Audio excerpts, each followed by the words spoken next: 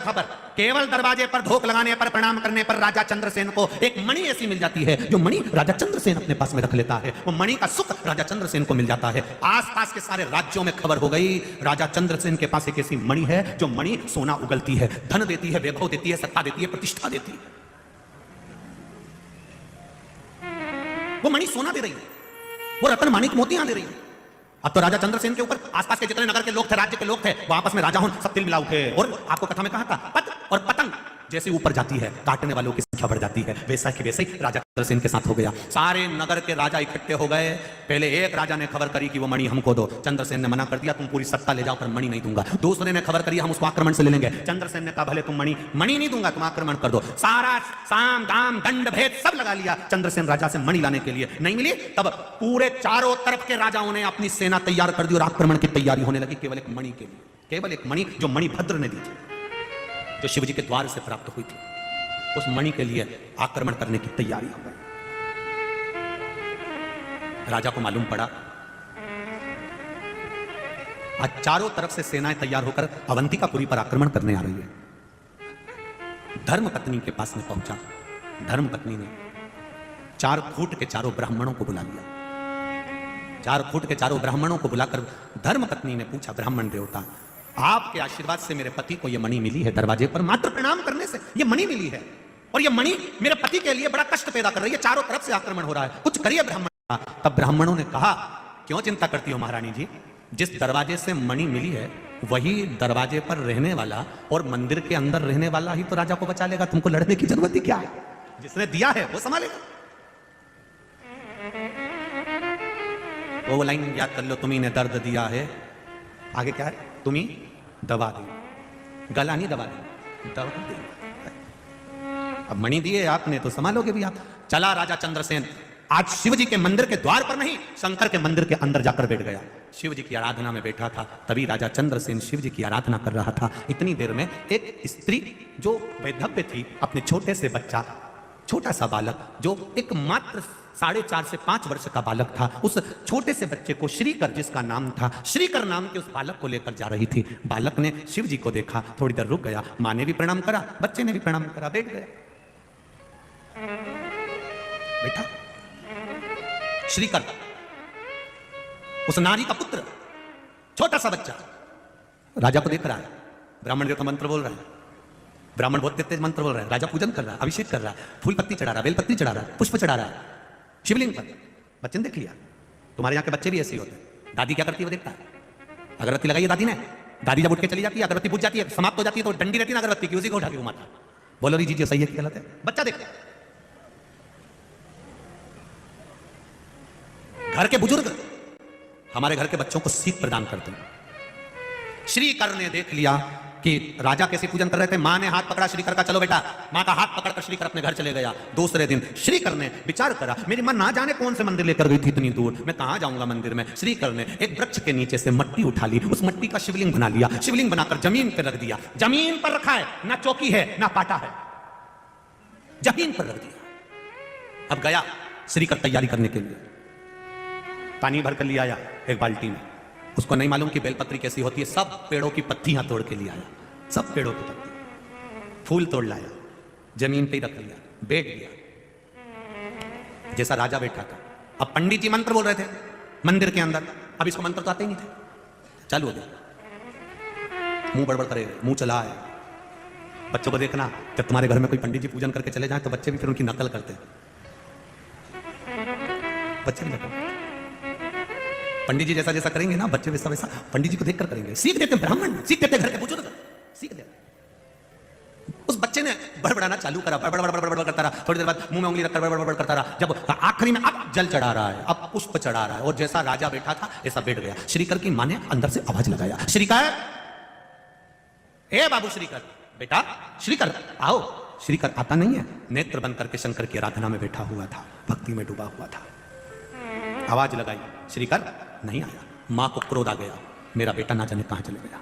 दौड़ती हुई बाहर आई, देखती है ये तो आंख बंद करके बैठा। क्रोध आ गया मां को,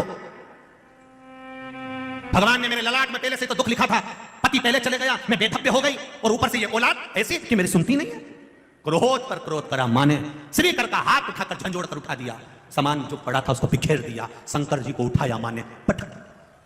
हाँ, क्योंकि युवान अवस्था में पति चले गया, घर में कोई भी नहीं, एक औलाद, और वो भी नहीं सुने तो माँ को क्रोध तो आएगा ही। शिव को उठाकर पटक दिया, टूट गया शिवलिंग। श्रीकर रोने लगा, बिलख गया, मां से हाथ छुड़वाया। जहां पर शंकर भगवान का शिवलिंग बिखरा पड़ा था, श्रीकर लोट लगाने लगा, मेरा महादेव, मेरा महादेव, मेरा महादेव करके पुकारने लगा। मां, मुझे महादेव चाहिए, मैं बिना महादेव के नहीं रह सकता। मां खींच रही है और जो शिवलिंग की मिट्टी नीचे पड़ी थी, बच्चा उस मिट्टी को पकड़ता है, तब मेरा महाकाल वहीं से प्रकट होकर श्रीधर को खींच लेता। तब मेरा महाकाल प्रकट हुआ, काल अधिपति तब प्रकट हुआ। सामने प्रकट होकर वो महाकाल का शिवलिंग सम्मुख में आ जाता है। केवल मिट्टी थी और उस मिट्टी में से काल अधिपति प्रकट होकर महाकाल राजा बैठ जाता।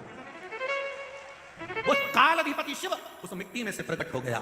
मां, शिव ने दर्शन दिया, माता ने चरणों में धोख लगा ली, क्षमा मांग ली, गलती हो गई प्रभु क्षमा करिए, मैं ग्वालन, मैं गाय और आदि पशुओं को पालने वाली, मुझ में कहाँ ज्ञान होगा, मेरे बच्चे ने कुछ गलती कर दी। नहीं, बच्चे ने गलती नहीं करी, उसके विश्वास ने मुझे इस अवंतिका में मुझे प्रकट करा है। श्रीकर, मांग तुझे क्या चाहिए? श्रीकर कहते हैं मैं कुछ नहीं मांगना चाहता। मेरे शंकर भगवान हनुमान जी का जो रूप था उस रूप में यहाँ पर आ गए। श्रीकर को गोदी में बिठाकर कहा, श्रीकर शिव जी से मांग ले कुछ। श्रीकर कहता है मुझे कुछ नहीं चाहिए, बस इस अवंतिका में आप सदा विराजमान हो जाओ, लोगों के काल का हरण करना, महाकाल बनकर दे। शिव जी ने कहा, सुनो श्रीकर, मेरा वर आशीर्वाद है, तुम्हारी 8 पीढ़ी पूरी निकलेगी और 8 पीढ़ी में तुम्हारे यहां नंद बाबा का जन्म होगा। उस नंद राय जी की गोद में स्वयं नारायण खेलेंगे कृष्ण बनकर। ये मेरा वर तुम्हें दे, ये मैं वर देता हूं। एक छोटा सा बालक मेरे महाकाल को प्रकट करने की सामर्थ्यता रखता है। मेरे बच्चों से निवेदन है,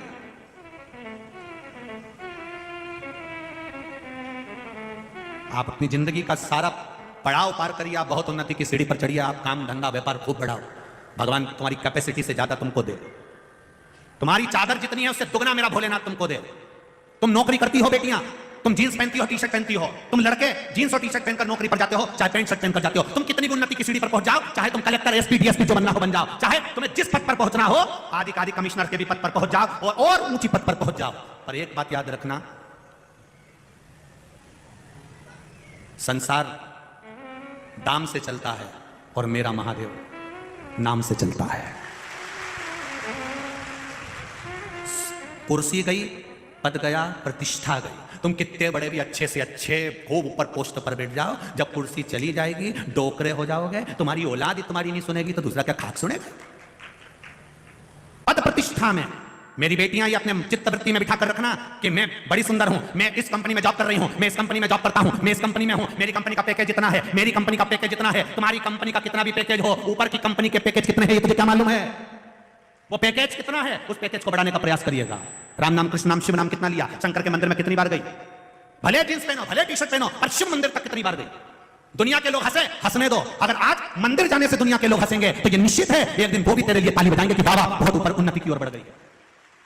शर्म नहीं करना हमको मंदिर जाने में। बेटियों से निवेदन, नवयुवक बेटों से निवेदन, चाहे दुनिया के लोग कितना भी कहें, हमें मंदिर जाने में शर्म नहीं करना चाहिए। हम कितने भी फैशन देते हो, चाहे हम कितने भी सुंदर हों, और हमें शिव मंदिर में जाने से कोई रोके तो उसको कह दो, सुन ले रे, आज तो तूने कह दिया, आगे से मत कहना। आग लगे बस्ती में, अपन रहो मस्ती, कमाओ, तुम्हारे 4-4 जॉब लग जाए, तुम्हारी तनख्वाह बढ़ जाए, तुम्हारी फैक्ट्रियां हो जाए, तुम्हारे गाड़ी बंगले बन जाए, सब कुछ तुम्हारे पोलियो की वो दवा है।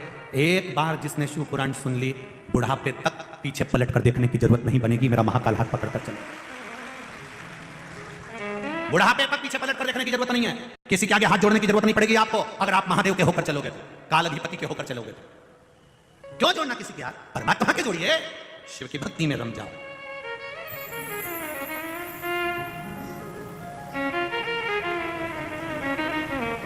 आता है, ऐसा नहीं कि मेरा महादेव नहीं आता। छोटा सा बच्चा जब जमीन पर शिवलिंग के टूटे हुए भाग को पकड़कर खड़ा होता है, तब मेरा काल अधिपति भी आता है।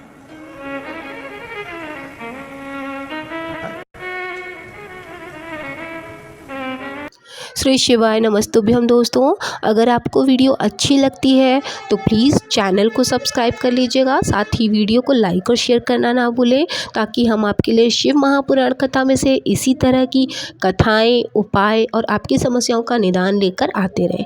मिलते हैं नेक्स्ट वीडियो में, तब तक के लिए आप सबका ख्याल रखिएगा और भोलेनाथ का आशीर्वाद आप सभी पर बना रहे। इन्हीं उम्मीद के साथ मिलते हैं नेक्स्ट वीडियो में। ओम नमः शिवाय, जय माता दी।